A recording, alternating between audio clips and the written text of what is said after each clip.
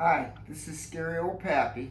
Today, when I finish my cup of coffee, I'm going to show you how to make a spotlight for your yard setup for Halloween out of a U-Band coffee can.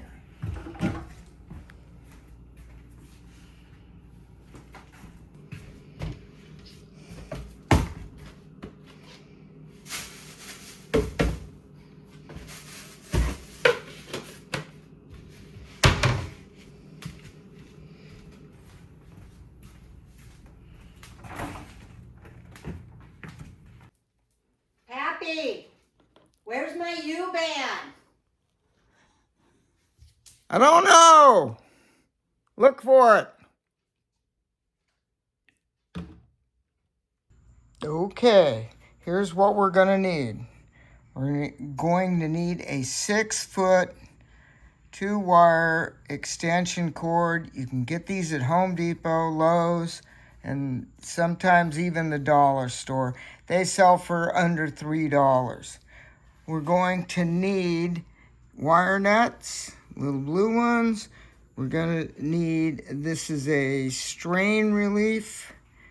If you're going to do a lot of these lights, I suggest you buy them like I did in bulk and get them on eBay or even Amazon. You're also going to need 1/4-inch fender washers. That's what those are. Now, this is a light socket. I'm going to show you, this is the type you want to get. And I get these on Free Stuff all the time when people are remodeling a house. I'll show you these are the ones that do not have the screws going around the outside to hold the lens on. They have a nut that's either steel or plastic, screws on. You're also, when you're getting a lamp, no matter where it's at, you want to hang on to the nuts. You're going to need 2 of those. And you're going to need the washer, a little lock washer, and these are the little short pieces of threaded tubing that go into the bottom of the light socket that is going to hold it to our floodlight. Yes, sir, the U-Band coffee container. This type of light socket can be found in bathroom fixtures like this. I've also seen them on fans. You can see, if you look up in there, you can see the little metal washer looking thing, and that is what holds the diffuser, the glass part there, up on there.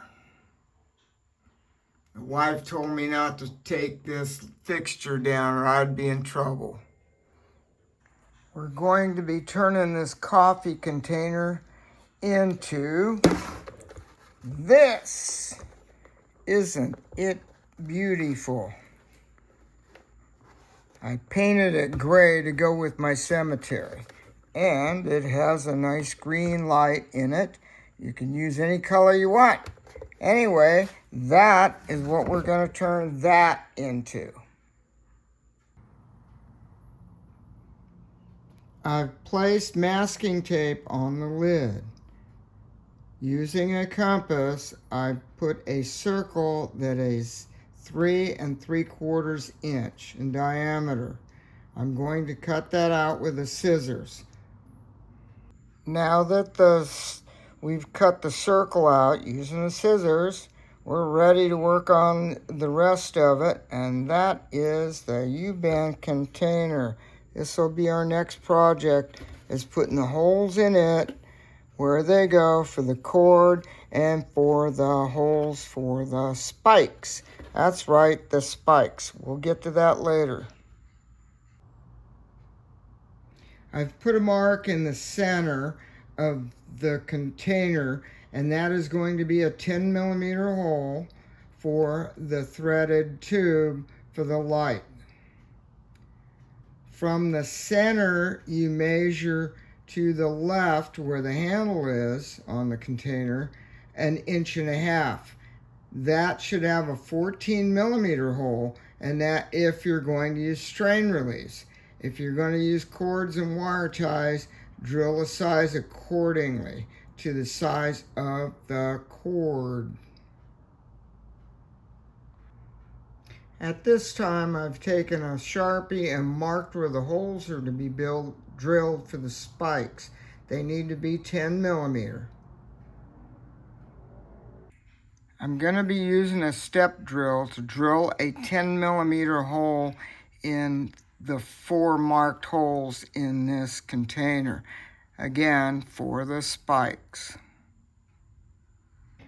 The 1/4 inch fender washers need to be drilled out to 10 millimeter, like the one on the right, to fit the threaded tube that fits the light socket and the nut that holds it together.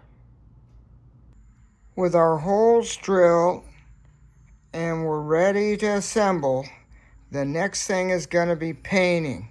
You want to pre-paint these things before you assemble them. And since the sun went down, we will catch that tomorrow. When painting, I highly recommend this Krylon Fusion. If you notice, there's like plastic furniture and plastic house. That stuff seems to work really well. Now, you're going to be needing to spray the inside. Try to get this here. You want to spray this with black with at least 2 coats, and I will show you why. We're going to turn towards the sun, and if you notice,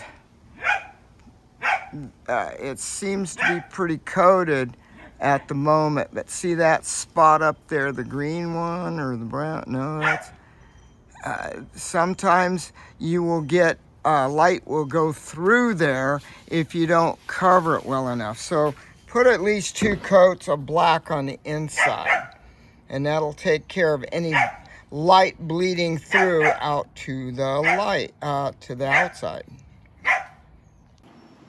We're now going to be painting the outside of this gray, and then we're going to put a little mist on it of brown and black, give it a little bit of character, and then let it dry, and then later on tonight we will put it together.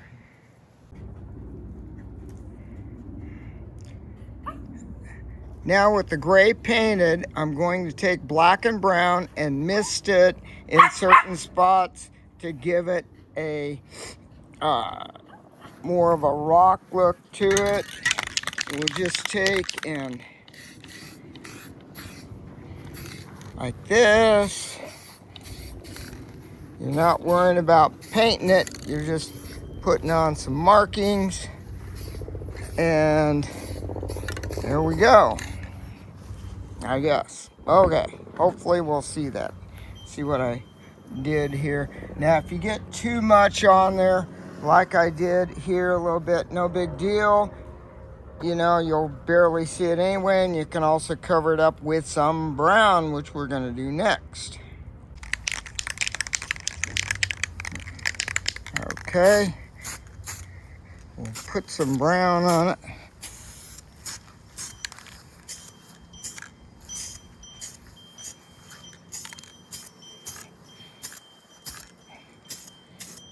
Just a little mist. And there you have it. There you have it. That's finished. This is a Rust-Oleum. These are real difficult to work with. You may not want to get them. I won't be getting another one. All right. Let's let it dry, and then we will put it together this evening.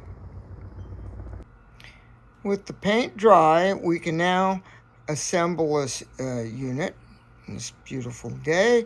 And we're going to start with getting the light socket and that little tube there the right distance. You want that as flat as possible coming out the back, and I will show you that in a second. Most of these lights, the wires come out through the hole where the threaded tube is. It holds everything together.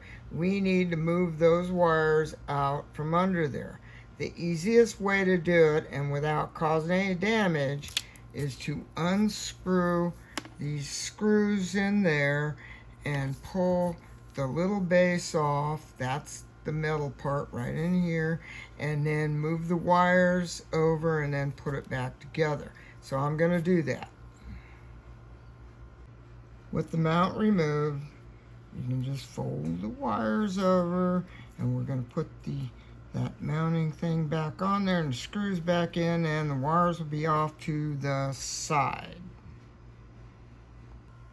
I've screwed the threaded pipe down in to the mount, leaving about a 1/2 inch sticking out, which should make it perfect. Using one of the nuts, I've threaded it onto the mounting tube that is threaded and ran it down to the base, using it as a locking nut to lock against there so that tube does not turn. Be careful that that tube is not too long so that it doesn't pinch the wires and cause any kind of a short. Just to make sure that there isn't too much of the tube sticking out of the back once it's assembled, we're going to do a dry assembly. And that dry assembly is going to require putting a washer on, one of the washers on here. We're going to stick it up inside there, stick the other washer and the lock washer, and then the final nut on there, and tight, and see how it fits. Doesn't have to be tightened down too tight, but tight enough, because this is just to see if it's the right height and that we haven't had it sticking out too far. There it is, and we seem to be fine. The height seems to be fine, so we're all good. So now let's take it out, because we're going to take it out so that we can put the cord in there, wire nut the two together, and then we're going to assemble that and the cord. Okay, so now we're going to remove the female end of the cord by cutting it off just like that, because we're not going to need that anymore. And then we're going to run that inside the large hole right here, which is where the cord goes, and then we're going to go ahead and wire nut the two cords together. Now we're going to talk a little bit about electrical. If you notice, there's two wires, one's black, one's white.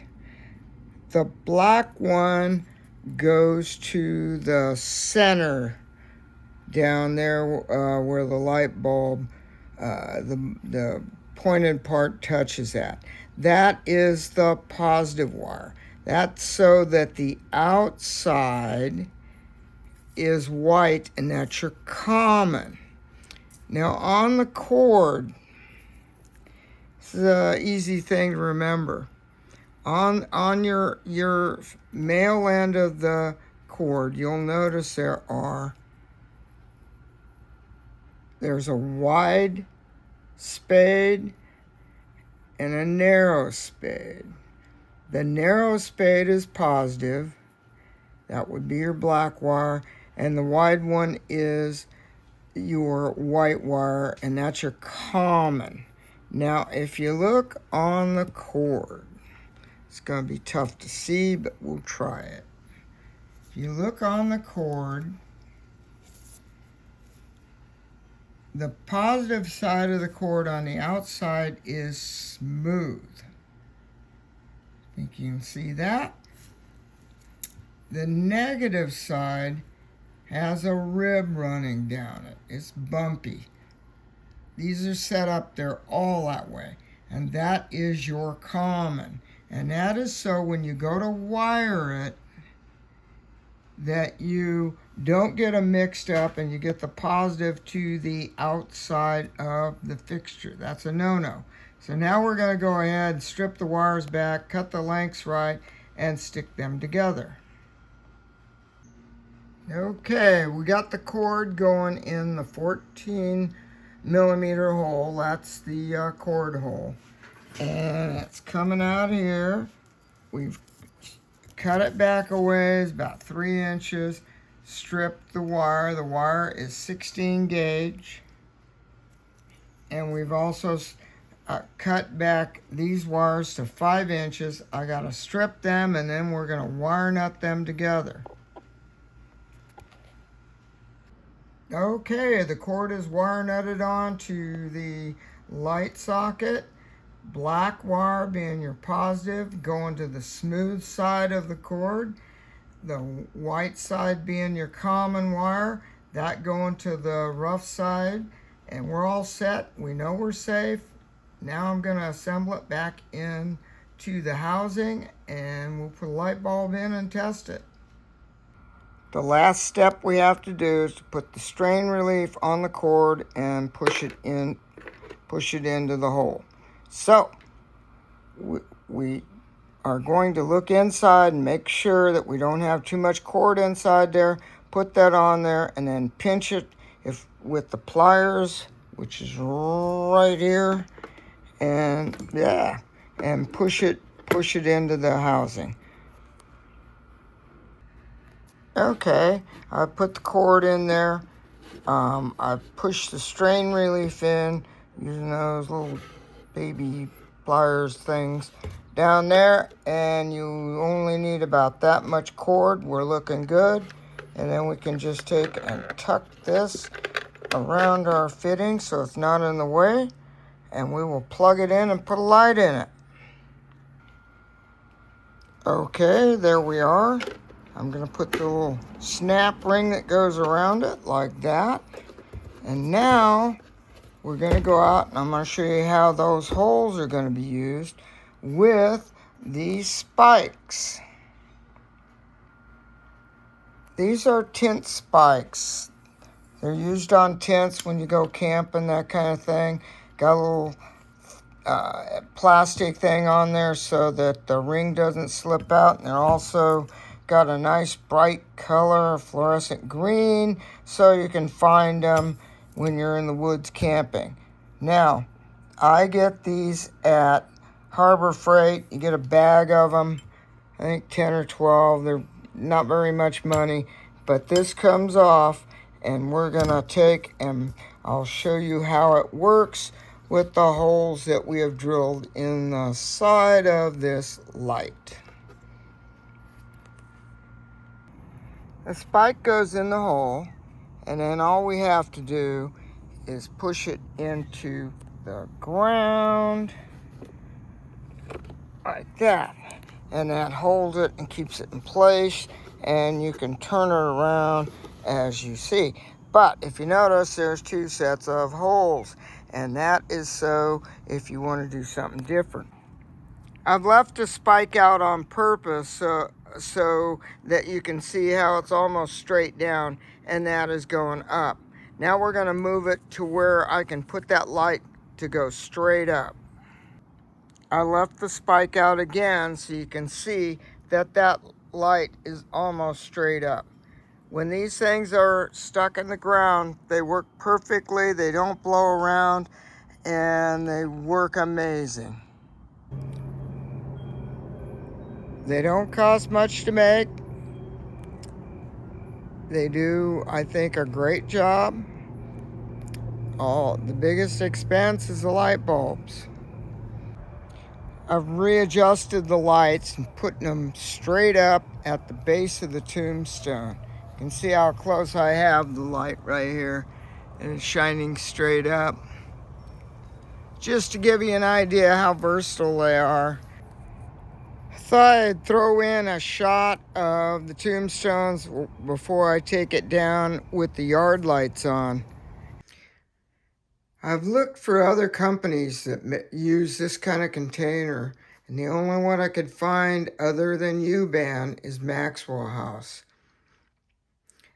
Both of them offer a variety of roasts and flavors. They're really good. So if you're looking to make some of these lights, consider either one of them, because they are the only containers I can find of that shape. They work great. Pappy, where's my Maxwell house? Happy Halloween!